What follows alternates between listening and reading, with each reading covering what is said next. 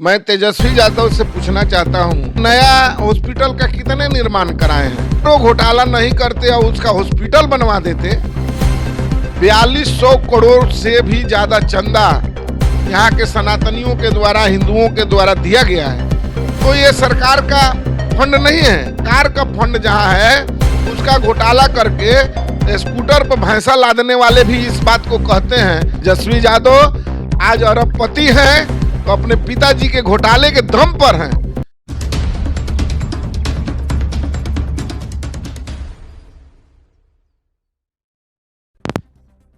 राम मंदिर का निर्माण हो रहा है, उसमें तेजस्वी यादव का अनाप शनाप बयान आ रहा है कि आप अगर आपकी तबीयत खराब होगी तो आप हॉस्पिटल जाएंगे या फिर मंदिर जाएंगे। इस पर हम करनी सेना के प्रदेश अध्यक्ष रिंकू मुखिया जी से जानेंगे। तेजस्वी यादव का प्रतिक्रिया आ रहा है कि अगर आपको तबीयत खराब होता है तो आप हॉस्पिटल जाएंगे या मंदिर जाएंगे, इस पर आप क्या कहें?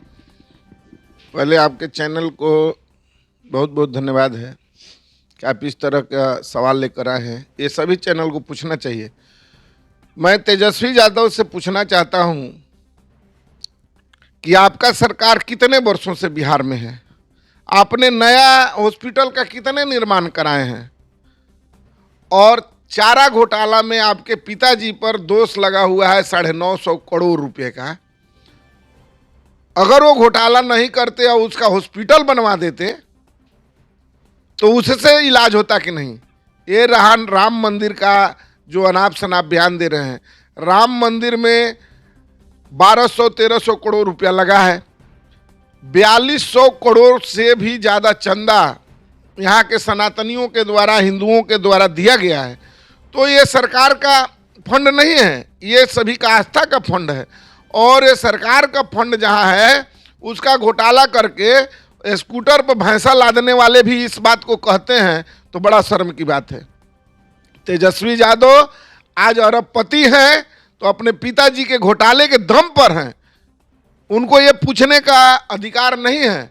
अगर वो घोटाला नहीं करके उनके पिताजी स्वच्छ छवि के रहते और होटवार जेल में नहीं रहते तब ये पूछने का उनका हक बनता था।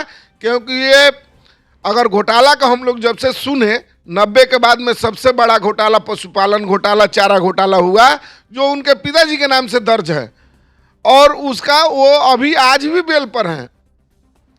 तो वो पूछने के हकदार नहीं है कि मंदिर बनाने वाला क्या है। तो ये पिताजी से पूछते कि 90 से लेकर 2003 तक वो मुख्यमंत्री थे, कितने हॉस्पिटल?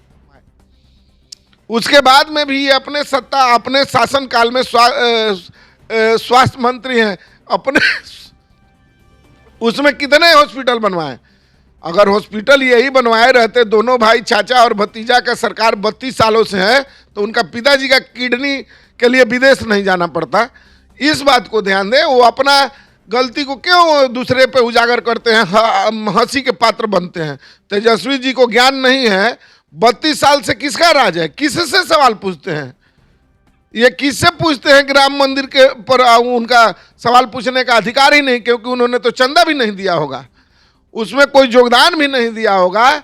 और अपने मुस्लिम समुदाय के तुष्टीकरण की राजनीति करने के लिए कि मुस्लिम बहुत खुश हो जाएंगे, यादव बहुत खुश हो जाएंगे, जितना राम को गाली देंगे उतना हमको यादव मुस्लिम समाज खुश हो जाएगा और हमको वोट बैंक की राजनीति करना है। तो नाश उनका भी शुरू है, नाश हो भी रहा है, लेकिन उनको दिखाई नहीं दे रहा है। सब कुछ रहते उनके पिताजी होटवार में बंद हैं और सरकार की कृपा पात्र पर वो अपने बाहर बैठे हुए हैं। तो इस तरह से अनाप शनाप बयान देना उनका गलत बात है, नहीं देना चाहिए।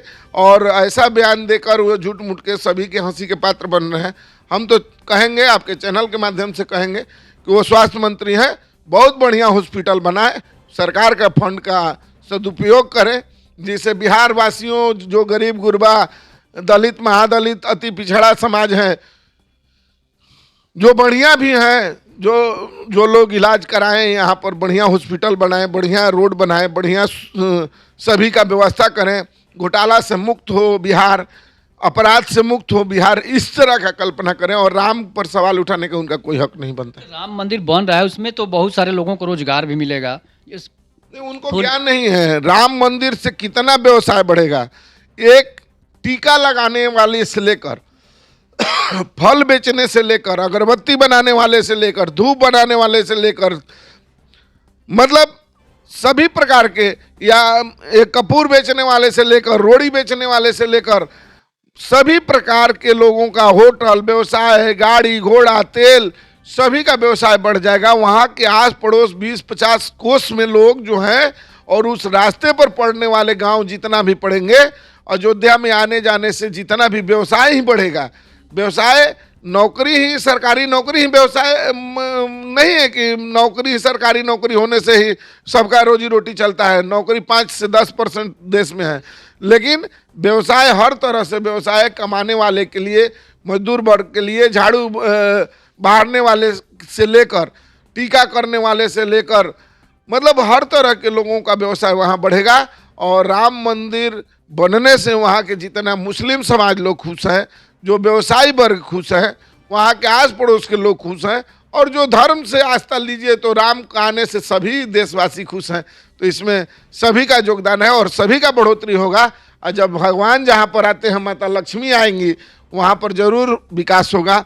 और आज दिखाई भी दे रहा है कि वर्षों बाद, 500 वर्ष बाद, पहले तो वहाँ का सपना था कि जो बोलते थे कि अयोध्या जो जाता है दोबारा मुख्यमंत्री नहीं बनता है, योगी जी ने साफ कर दिया कि वो बार बार जाएंगे और बार बार बनेंगे। और जब तक योगी जी जिंदा रहेंगे हम दुआ करेंगे, और हम, ये हमारी लालसा भी है, और ये वो पूरे हिंदू समाज का लालसा है कि वो जरूर जब तक जिंदा रहेंगे यूपी के मुख्यमंत्री रहेंगे। और ऐसा मुख्यमंत्री का देश भर में मांग हो रहा है।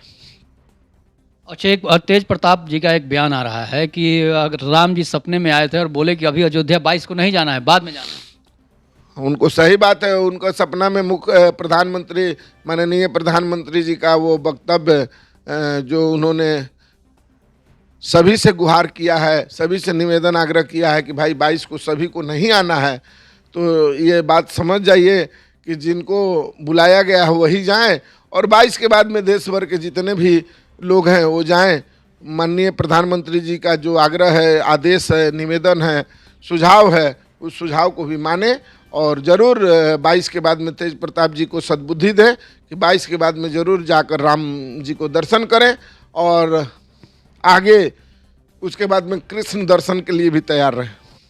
तो आपने जाना रिंकू मुखिया जी से, तब तक के लिए नमस्कार। जय हिंद, जय भारत, जय श्री राम।